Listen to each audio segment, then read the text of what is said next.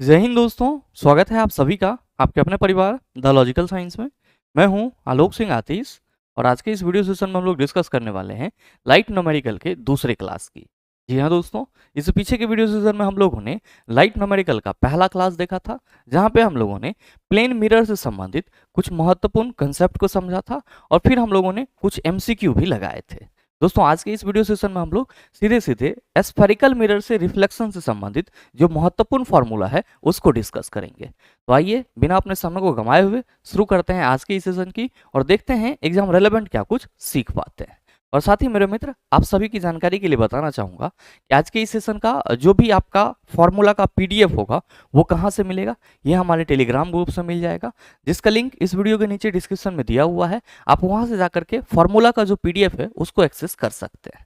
बहरहाल अगर हम लोग बात करें सर स्फेरिकल मिरर रिफ्लेक्शन की, तो आप सभी को मैंने कल के सेशन में बताया था कि अगर हम लोग बात करते हैं लाइट चैप्टर के न्यूमेरिकल की, अगर हम लोग बात करते हैं लाइट चैप्टर से संबंधित न्यूमेरिकल की, तो यहाँ पे आपको दो पोर्शन से न्यूमेरिकल देखने को मिलते हैं। एक तो आपका रिफ्लेक्शन, जिसको हम लोग क्या कहते हैं, तो सर इसी को हम लोग हिंदी में परावर्तन कहते हैं। क्या कहते हैं? परावर्तन। और दूसरा आपका होता है रिफ्रैक्शन, जिसको हम लोग क्या कहते हैं, तो सर इसी को हम लोग अपवर्तन कहते हैं। और मेरे मित्र, हम लोग बात किसकी कर रहे थे? हम लोग बात कर रहे थे रिफ्लेक्शन की। और आप सबों को मालूम है कि अगर हम लोग रिफ्लेक्शन की बात करते हैं, अगर हम लोग रिफ्लेक्शन की बात करते हैं, तो ये जो रिफ्लेक्शन है ये आपको बेसिकली मिरर से देखने को मिलता है। और हम लोग जब मिरर से रिफ्लेक्शन पढ़ते हैं तो सर प्लेन मिरर यानी कि समतल दर्पण, और साथ ही साथ किसकी बात करते हैं, तो सर स्फेरिकल मिरर यानी कि गोलीय दर्पण की बात करते हैं। और मेरे मित्र, कल के सेशन में हम लोगों ने प्लेन मिरर से संबंधित जो महत्वपूर्ण फॉर्मूला था उसको अच्छे से एक्सप्लेन कर लिया था। अब आज किसकी बारी है, तो सर आज बारी है स्फेरिकल मिरर से संबंधित महत्वपूर्ण फॉर्मूला को डिस्कस करने की। मेरे मित्र, आप सभी ध्यान में रखेंगे कि स्फेरिकल मिरर को हम लोग हिंदी में क्या कहते हैं, इसी को हम लोग हिंदी में गोलीय दर्पण कहते हैं। क्या कहते हैं? गोलीय दर्पण कहते हैं। और आप सबों को मालूम है, हम सभी कहते हैं कि गुरुजी गोलीय दर्पण वैसा दर्पण होता है जो किसी खोखले गोले का एक भाग होता है। और आप सभी ये भी कहते हैं कि गुरुजी ये जो गोलीय दर्पण होते हैं, ये जो गोलीय दर्पण होते हैं ये दो प्रकार के होते हैं। एक होता है हमारा अवतल दर्पण, एक होता है हमारा अवतल दर्पण, और दूसरा होता है हमारा उत्तल दर्पण। दूसरा क्या होता है हमारा? आप कहते हैं गुरुजी उत्तल दर्पण। ध्यान में रखेंगे कि अवतल दर्पण को हम लोग इंग्लिश में क्या कहते हैं, इसको हम लोग इंग्लिश में कॉनकेव मिरर कहते हैं। क्या कहते हैं? Concave mirror.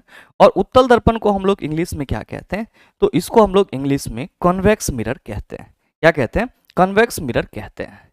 मेरे मित्र, अवतल दर्पण और उत्तल दर्पण से संबंधित जो इंपॉर्टेंट फॉर्मूला होते हैं, जहां से न्यूमेरिकल क्वेश्चन पूछे जाते हैं, उसमें आपका बेसिकली तीन महत्वपूर्ण फॉर्मूला आता है और इसी के डेरिवेशन से लगातार क्वेश्चन देखने को मिलता है।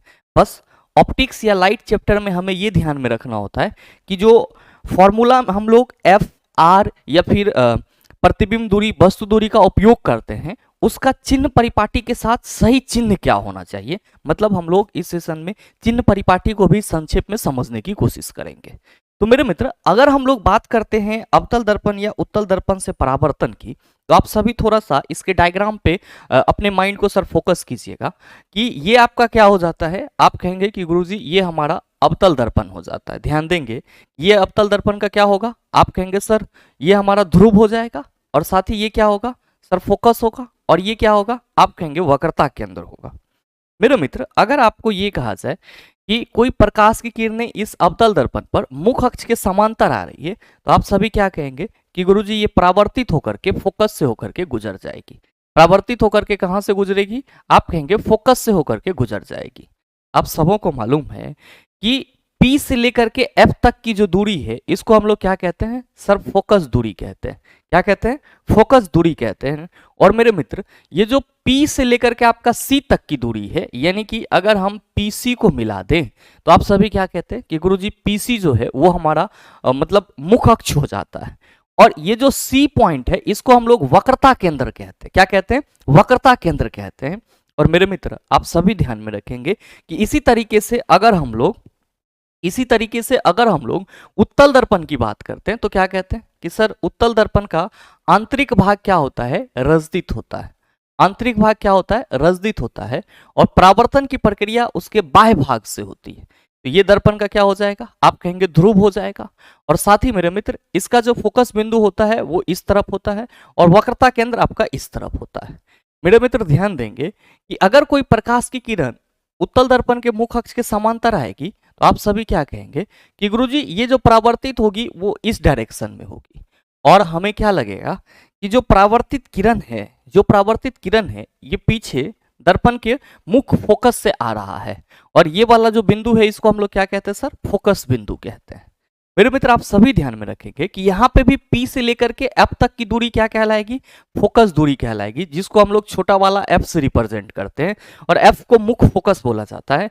और P से C तक की जो दूरी होती है इसको हम लोग वक्रता केंद्र कहते हैं। क्या कहते हैं सर, वक्रता केंद्र कहते हैं, सॉरी P से C तक को मुख्य अक्ष कहते हैं, और ये जो C है आपका C बिंदु, इसको हम लोग वक्रता केंद्र कहते हैं। ध्यान में आप ये रखेंगे यहाँ पे कि अगर हम लोग बात करेंगे, क्या बात करेंगे कि गोलीय दर्पण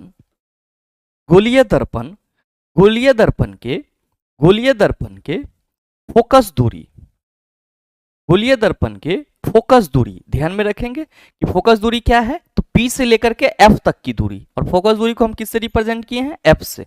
अब यहां पे भी फोकस दूरी क्या है, तो सर P से लेकर के मुख्य फोकस तक की दूरी, जिसको किससे रिप्रेजेंट किया गया है सर, स्मॉल f से रिप्रेजेंट किया गया है। तो पहला रिलेशन आप सभी याद रखना कि गोलीय दर्पण के फोकस दूरी f और वक्रता त्रिज्या में संबंध होती है। यानी कि वक्रता त्रिज्या को हम लोग किससे रिप्रेजेंट करते हैं, तो सर r से रिप्रेजेंट करते हैं। गोलीय दर्पण की फोकस दूरी f और वक्रता त्रिज्या r में एक संबंध होती है, और इस संबंध से आपके एग्जाम में न्यूमेरिकल क्वेश्चन देखने को मिलते हैं। अब क्या संबंध है, तो आप सभी ध्यान में रखेंगे कि गोलीय दर्पण की जो फोकस दूरी होती है वो वक्रता त्रिज्या की आधी होती है। मतलब हम लोग ये लिख सकते हैं कि f इक्वल टू क्या होता है, r/2 होता है। मेरे मित्र आप सभी इस चीज को ध्यान में रखेंगे कि गोलीय दर्पण की फोकस दूरी यानी कि f वक्रता त्रिज्या में जो संबंध है वो क्या है, तो सर गोलीय दर्पण की फोकस दूरी वक्रता त्रिज्या की आधी होती है, तो f इक्वल टू r/2। मेरे मित्र ध्यान में रखेंगे कि अगर हम लोग यहाँ पे इसको क्रॉस मल्टीप्लीकेशन करें तो हम सभी कह सकते हैं कि r इक्वल टू क्या हो जाएगा, 2f हो जाएगा। तो आप सभी ये भी कह सकते हैं कि गुरुजी जैसे हम लोग यहाँ पे कह रहे हैं कि गोलीय दर्पण की फोकस दूरी वक्रता त्रिज्या की आधी होती है, ठीक उसी तरीके से हम ये भी कह सकते हैं कि जो गोलीय दर्पण की वक्रता त्रिज्या होती है वो फोकस दूरी की दोगुनी होती है। तो ये दोनों फॉर्मूला आप सभी याद रखिएगा, आपके न्यूमेरिकल क्वेश्चन सॉल्व करने के लिए बहुत ही इंपॉर्टेंट फॉर्मूला है, और कई क्वेश्चन बहुत ही सरल तरीके के इस फॉर्मूला से संबंधित आपके एग्जाम में पूछे जाते हैं। तो जब भी पूछा जाएगा f इक्वल टू तो आप कहेंगे r/2 और r इक्वल टू तो 2f। इसी को लैंग्वेज में आप कह सकते हैं कि गोलीय दर्पण की जो फोकस दूरी होती है वो वक्रता त्रिज्या की आधी होती है, जबकि जो गोलीय दर्पण की वक्रता त्रिज्या होती है वो फोकस दूरी की दोगुनी होती है। मैं यहाँ पे लिख देता हूं ताकि आपको कंफ्यूजन न रहे। क्या लिखेंगे कि गोलीय दर्पण की फोकस दूरी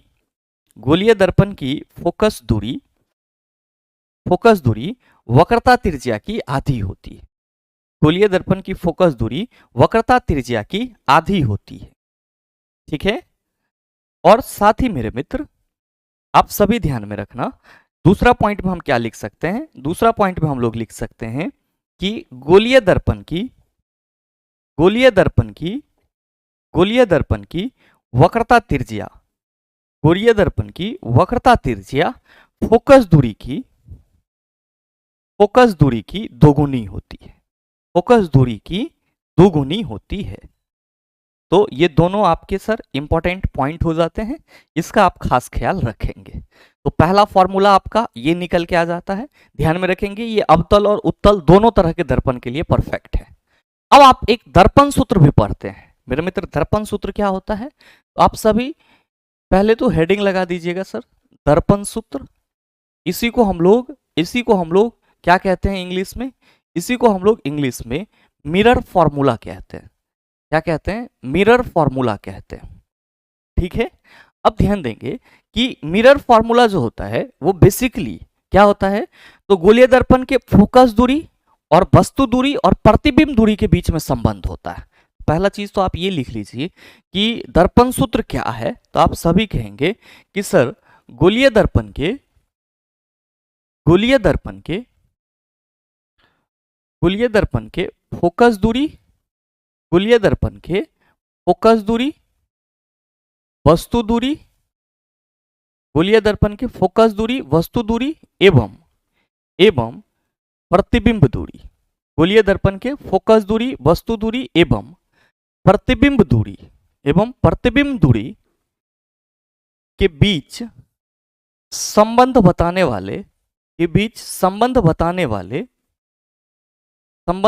वाले सूत्र को दर्पण सूत्र कहा जाता है। सूत्र को दर्पण सूत्र कहा जाता है। दर्पण सूत्र कहा जाता है। अब मेरे मित्र फोकस दूरी तक तो आप लोग समझ रहे होंगे, लेकिन सवाल ये है कि सर ये प्रतिबिंब दूरी और वस्तु दूरी हमें नहीं समझ में आ रहा है। कोई बात नहीं है मेरे मित्र, आप सभी थोड़ा सा यहाँ पे फोकस करेंगे। जैसे मान लीजिए कि ये आपका एक अवतल दर्पण है, ठीक है, तो ये वाला पोर्शन इसका रसदीत होगा। ध्यान दीजिएगा, ये इसका क्या हो जाएगा सर ध्रुव, ये इसका फोकस दूरी, और ये यहाँ पे आपका क्या हो जाएगा वक्रता केंद्र हो जाएगा। मेरे मित्र आप सभी यहाँ पे ध्यान देंगे कि अगर हम किसी ऑब्जेक्ट को यहाँ पे रख दें, यानी कि वक्रता केंद्र और फोकस के बीच में रख दें, तो आप सभी ये ध्यान में रखेंगे कि गोलीय दर्पण में जितनी भी दूरी मापी जाएगी वो दर्पण के ध्रुव से मापी जाएगी। तो सर इस ध्रुव पॉइंट से लेकर के सर, यानी कि इस ध्रुव से लेकर के जो वस्तु यहाँ पे रखी हुई है यहाँ तक की जो दूरी होगी, इसी को हम लोग वस्तु दूरी कहते हैं। और मेरे मित्र मान लीजिए कि ये वस्तु दूरी जो है आपका क्या है सर वस्तु दूरी कह रहे हैं, ये वस्तु आपका ए बी है। ए बी क्या है आपका वस्तु है। तो ध्रुव से लेकर के वस्तु तक की दूरी आप कहेंगे सर वस्तु दूरी कहलाएगा, जिसको हम लोग किससे रिप्रेजेंट करेंगे, आप सभी याद रखना यू से रिप्रेजेंट करेंगे। किससे रिप्रेजेंट करेंगे, यू से रिप्रेजेंट करेंगे। और मेरे मित्र आप सभी ध्यान में रखेंगे कि अगर हमारा प्रतिबिंब यहां बन रहा है ए डैश और बी डैश, तो मेरे मित्र फिर अगर हम ध्रुव से लेकर के यहां तक चलेंगे, कहां तक, प्रतिबिंब तक, तो ध्रुव से लेकर के जो प्रतिबिंब तक की दूरी होगी इसको हम लोग प्रतिबिंब दूरी के नाम से जानते हैं, जिसको भी से रिप्रेजेंट करते हैं। और ये पी से लेकर के एफ तक की जो दूरी होगी इसको हम लोग फोकस दूरी बोलेंगे। मतलब क्या कि वस्तु दूरी और प्रतिबिंब दूरी को हम लोग किससे रिप्रेजेंट करते हैं, तो आप सभी याद रखेंगे कि सर यू से हम लोग वस्तु दूरी को रिप्रेजेंट करते हैं। यू से हम लोग किसको रिप्रेजेंट करते हैं, वस्तु दूरी को। और भी से हम लोग किसको रिप्रेजेंट करते हैं, आप सभी ध्यान में रखना, प्रतिबिंब दूरी को रिप्रेजेंट करते हैं। किससे सर, भी से हम लोग प्रतिबिंब दूरी को रिप्रेजेंट करते हैं। और सेम चीज आपका उत्तल दर्पण में भी होता है। मेरे मित्र आप सभी के मन में आ रहा होगा कि गुरुजी ये संबंध क्या है, तो आप सभी ध्यान में रखेंगे दर्पण सूत्र के रूप में अगर हम लोग बात करते हैं तो हम सभी कहते हैं कि 1/f इक्वल टू क्या होता है, 1/v प्लस 1/u।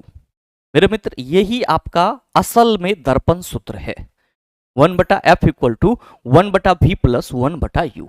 मेरे मित्र यहाँ पे आपको दो महत्वपूर्ण डेरिवेशन ध्यान में रखने हैं। पहला चीज तो आप सभी ने अभी जस्ट देखा है कि गुरुजी f इक्वल टू क्या होता है, r/2 होता है। तो आप सभी क्या कह सकते हैं कि चूंकि f इक्वल टू r/2, इसीलिए अगर हम इस f के जगह पे r/2 रख दें तो क्या होगा, आप कहेंगे कि गुरुजी इस f के जगह r/2 रखेंगे तो 1/r/2 हो जाएगा, equal to 1/v plus 1/u हो जाएगा। मेरे मित्र जब आप इसको सीधा करेंगे तो क्या कहेंगे कि गुरुजी ये 2/r equal to 1/v plus 1/u हो जाएगा। तो मेरे मित्र ये भी आपका एक महत्वपूर्ण डेरिवेशन हो जाता है और आप सबों के लिए VVI है, इसको आप सभी अपने माइंड में जरूर रखेंगे। और साथ ही ध्यान में रखिएगा कि अगर हम लोग बात करते हैं एक और इंपॉर्टेंट डेरिवेशन की, तो वो क्या है, वो ये है कि चूंकि आप सभी कह रहे हो कि गुरुजी 1/f equal to 1/v plus 1/u होता है, तो यहाँ पे हम लोग इसको थोड़ा सा सॉल्व कर लेते हैं। कैसे? तो आप सभी ये भी तो कह सकते हैं कि sir ji 1/f equal to ये क्या हो जाएगा, तो अगर हम v और u का एलसीएम लेंगे तो आप कहेंगे सर एलसीएम तो निकलेगा नहीं, तो गुना के फॉर्म में लिख दीजिए। मेरे मित्र आप सभी क्या कहेंगे कि गुरुजी ये u प्लस v हो जाएगा, v कैंसिल करेगा u बचेगा, u कैंसिल करेगा v बचेगा। अगर आप क्रॉस मल्टीप्लीकेशन करेंगे तो f into U plus V equals to क्या हो जाएगा, भी यू हो जाएगा। और भाई मेरे f इक्वल टू आपका क्या आ जाएगा, भी यू बटा यू प्लस भी आएगा।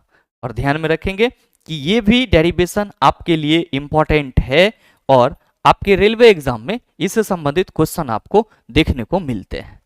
तो आप क्या कहेंगे कि सर दर्पण सूत्र के रूप में हम 1/f equal to 1/v plus 1/u और साथ ही साथ f इक्वल टू r/2 रखेंगे तो 2/r equal to 1/v plus 1/u और ऐसे कहेंगे सर f इक्वल टू भी यू बटा यू प्लस v। तो दर्पण सूत्र से संबंधित ये तीनों फॉर्मूला आप अपने माइंड में रखिएगा। अब बारी किसकी आती है सर, अब बारी आती है आवर्धन की। किसकी आती है, आवर्धन की। ध्यान में रखेंगे कि इसी को हम लोग इंग्लिश में क्या कहते हैं, इसको हम लोग इंग्लिश में मैग्निफिकेशन कहते हैं। क्या कहते हैं, मैग्निफिकेशन कहते हैं। और मेरे मित्र आप सभी कहते हैं कि गुरुजी प्रतिबिंब की ऊंचाई और वस्तु की ऊंचाई के अनुपात को हम लोग आवर्धन कहते हैं। बिल्कुल, ध्यान में बस ये रखना है कि आवर्धन को हम लोग किससे रिप्रेजेंट करते हैं, m से रिप्रेजेंट करते हैं और फॉर्मूला क्या होता है, -v/u होता है। ध्यान में रखेंगे कि ये जो आप m इक्वल टू -v/u लिख रहे हैं तो इसको हम लोग सरल भाषा में क्या पढ़ते हैं सर, गोलीय दर्पण के लिए आवर्धन। गोलीय दर्पण के लिए आवर्धन, गोलीय दर्पण के लिए आवर्धन। ध्यान में रखिएगा कि ये जो गोलीय दर्पण के लिए आवर्धन है m इक्वल टू -v/u, ये hi/ho के भी बराबर होता है, तो आपको परेशान नहीं होना है। और साथ ही मेरे मित्र आप सभी के मन में आ रहा होगा कि गुरुजी यहाँ पे ये आवर्धन में ऋणात्मक चिन्ह का क्या मतलब है। तो ध्यान में आप रखेंगे दो बातें कि अगर आवर्धन में आपको ऋणात्मक चिन्ह मिल रहा है, अगर आवर्धन में आपको निगेटिव चिन्ह मिल रहा है तो आप समझ जाना कि प्रतिबिंब क्या है। आप सभी याद रखेंगे कि प्रतिबिंब हमारा वास्तविक एवं उल्टा है। प्रतिबिंब क्या है, आप सभी याद रखेंगे वास्तविक एवं उल्टा है। और आवर्धन के मान में अगर धनात्मक चिन्ह आ जाए, आवर्धन के मान में अगर धनात्मक चिन्ह आ जाए तो आप सभी ध्यान में रखना कि प्रतिबिंब हमारा क्या है, आप सभी कहेंगे प्रतिबिंब काल्पनिक एवं सीधा। प्रतिबिंब हमारा क्या होगा, काल्पनिक एवं सीधा होगा। तो ये चीजें भी आप अपने माइंड में रखेंगे। साथ ही मेरे मित्र आप सभी ये भी ध्यान में रखेंगे कि आवर्धन की कोई इकाई नहीं होती है। क्यों? क्योंकि हम कह रहे हैं सर जो भी है हमारा वो क्या है, प्रतिबिंब दूरी, और यू क्या है हमारा, वस्तु दूरी। तो आप सभी ध्यान में रखना कि आवर्धन की कोई इकाई नहीं होती है, आवर्धन की कोई इकाई नहीं होती है, यानी कि कोई यूनिट नहीं होता है, आवर्धन की कोई यूनिट नहीं होता है। तो बस आपको इतना सा बात मैग्निफिकेशन से संबंधित याद रखना है। और साथ ही अब आपकी बारी किसकी है समझने की, तो सर अब आपको चिन्ह परिपाटी यहाँ पे थोड़ा सा ध्यान में रख लेना चाहिए। ध्यान में रखिएगा कि इसी को इंग्लिश में साइन कन्वेंशन बोला जाता है। क्या बोला जाता है, साइन कन्वेंशन बोला जाता है। और मेरे मित्र इसमें हम लोग क्या करते हैं, तो सिर्फ और सिर्फ दर्पण के सामने जो वस्तु रखी हुई रहती है या जो प्रतिबिंब बनता है उसके लिए उपयुक्त पॉजिटिव या निगेटिव साइन का उपयोग करते हैं। कैसे करते हैं, तो ध्यान दीजिएगा कि अगर हम यहाँ पे कोई अवतल दर्पण बना ले तो मेरे मित्र आप सभी कहेंगे कि गुरुजी ये दर्पण का मुख अक्ष हो जाएगा और ये ध्रुव होगा और ये क्या होगा, सिर्फ मुख्य फोकस, और ये क्या हो जाएगा, वक्रता के अंदर। मेरे मित्र ध्यान दीजिएगा कि अगर कोई प्रकाश की किरण इस डायरेक्शन में आ रही है तो आप कहेंगे सर ये परावर्तित इस डायरेक्शन में हो जाएगी। बिल्कुल भाई मेरे आप सभी ये याद रखेंगे कि दर्पण में जो भी दूरी मापी जाएगी वो कहां से, तो सर दर्पण के ध्रुव से मापी जाएगी। ये चीज हमेशा ध्यान में रखेंगे कि दर्पण में सभी दूरी दर्पण के ध्रुव से मापी जाती है। कहां से मापी जाती है, दर्पण के ध्रुव से मापी जाती है। और साथ ही आपतित प्रकाश के दिशा में ये प्रकाश की किरणें आ रही है तो इसके दिशा में अगर कोई दूरी मापेंगे तो वो धनात्मक होगा और इसके दिशा के विपरीत कोई दूरी मापेंगे तो वो हमारा ऋणात्मक होगा। मेरे मित्र इसी तरीके से अगर आपसे ये कहा जाए कि जो अवतल दर्पण है उसकी फोकस दूरी क्या होगी तो आप कहेंगे P से लेकर के F तक की दूरी, इसको हम लोग F से रिप्रेजेंट करेंगे। और ध्यान देंगे कि यहाँ पे आपतित प्रकाश की दिशा ये है और फोकस दूरी मापने के लिए आपको इधर आना पड़ रहा है, फोकस दूरी मापने के लिए आपको इधर आना पड़ रहा है, तो आप कहेंगे सर फोकस दूरी मापने के लिए आपतित प्रकाश के विपरीत में जाना पड़ रहा है। तो भाई मेरे आप सभी ध्यान में रखना, आप सभी ध्यान में रखना क्या कि अवतल दर्पण की जो फोकस दूरी होती है वो क्या होती है, आप सभी कहेंगे सर आपतित प्रकाश के विपरीत दिशा में मापते हैं तो ऋणात्मक होती है। और साथ ही मेरे मित्र अगर हम बात करेंगे वक्रता त्रिज्या की तो आप कहेंगे सर P से लेकर के C तक की दूरी, अब ध्यान दीजिएगा कि P से C तक तो आप इस डायरेक्शन में ना आएंगे, आप क्या कहेंगे कि गुरुजी अवतल दर्पण की जो वक्रता त्रिज्या R होगी वो भी क्या होगी, निगेटिव होगी। क्या होगी सर, निगेटिव होगी। मेरे मित्र अवतल दर्पण में अगर किसी वस्तु को आप रखेंगे तो इसको मापने के लिए भी आपको क्या करना होगा सर, ध्रुव से आपतित प्रकाश के विपरीत दिशा में आना होगा। तो ध्यान में रखेंगे कि वस्तु दूरी भी हम लोग क्या लिखेंगे अवतल दर्पण में, निगेटिव लिखेंगे। अच्छा अगर हम F और C के बीच में ऑब्जेक्ट को रख रहे हैं तो प्रतिबिंब हमारा कहां पे बनेगा, आप कहेंगे गुरुजी अनंत और वक्रता केंद्र के बीच बनेगा। अच्छा प्रतिबिंब दूरी अगर आप मापेंगे तो आप कहेंगे फिर से आपतित प्रकाश के विपरीत दिशा में आएंगे तो हमारा भी क्या होगा सर, निगेटिव होगा। बस इतना याद रखना है कि वास्तविक के केस में यानी कि वास्तविक इमेज के फॉर्मेशन में मेरे मित्र ध्यान देंगे कि अवतल दर्पण में सिर्फ एक ही केस होता है कि दर्पण प्रतिबिंब जो है वो दर्पण के पीछे बनता है, तो वो आपका क्या होता है, काल्पनिक प्रतिबिंब होता है। तो उस केस में आप क्या कहेंगे सर, उस केस में कहेंगे कि जो हमारा प्रतिबिंब दूरी होगा वो धनात्मक हो जाएगा। मेरे मित्र इसी तरीके से अगर हम लोग बात करें कि सर अगर कोई हमारा उत्तल दर्पण है, जैसे ये मान लीजिए, तो उत्तल दर्पण का ये ध्रुव हो जाएगा P और ये क्या होगा सर, फोकस और ये वक्रता केंद्र। आपतित प्रकाश की दिशा मान लीजिए ये है तो परावर्तित ये इसे होगा और आप कहेंगे सर ये इस तरह से जाएगा। मेरे मित्र आपतित प्रकाश के डायरेक्शन में ही आप फोकस दूरी मापोगे। तो आप सभी ये याद रखना कि उत्तल दर्पण की सर जो फोकस दूरी होगी वो क्या होगी, पॉजिटिव यानी कि धनात्मक होगी। अच्छा वक्रता त्रिज्या आप कहेंगे सर जो R होगी वो भी धनात्मक होगी। क्या होगी, धनात्मक होगी। वस्तु को आप यहां रखेंगे और आपतित प्रकाश की दिशा ये है, विपरीत दिशा में आप ऐसे आएंगे तो आप कहेंगे सर वस्तु दूरी यहां पे हम निगेटिव लेंगे। प्रतिबिंब जब भी बनेगा तो काल्पनिक बनेगा, तो सर प्रतिबिंब दूरी हम लोग क्या कहेंगे, आप कहेंगे सर प्रतिबिंब दूरी हमारा धनात्मक हो जाएगा काल्पनिक के केस में। तो चिन्ह परिपाटी से संबंधित बस आपको इतना ही याद रखना है। अवतल दर्पण की फोकस दूरी क्या होती है सर, ऋणात्मक, वक्रता त्रिज्या ऋणात्मक, वस्तु दूरी ऋणात्मक और प्रतिबिंब दूरी हमारा आप कहेंगे ऋणात्मक। और उत्तल दर्पण की फोकस दूरी, वक्रता त्रिज्या धनात्मक, वस्तु दूरी क्या लेंगे सर, इसमें ऋणात्मक लेंगे। प्रतिबिंब बनेगा काल्पनिक होगा तो सर वो भी प्रतिबिंब दूरी हमारा क्या होगा, धनात्मक होगा। तो भाई मेरे रिफ्लेक्शन ऑफ लाइट चैप्टर से संबंधित न्यूमेरिकल क्वेश्चन को सॉल्व करने के लिए आपको कल वाले सेशन से संबंधित महत्वपूर्ण फॉर्मूला और आज के इस सेशन का जो महत्वपूर्ण फॉर्मूला है कंठाग्र होना चाहिए, और साथ ही चिन्ह परिपाटी का जो ये बेसिक कंसेप्ट है ये भी आपके माइंड में सेट होना चाहिए। सारी चीजें आपका क्लियर हो जाएगा और मेरे मित्र उसके बाद आप सभी न्यूमेरिकल क्वेश्चन को आसानी से सॉल्व कर सकते हैं।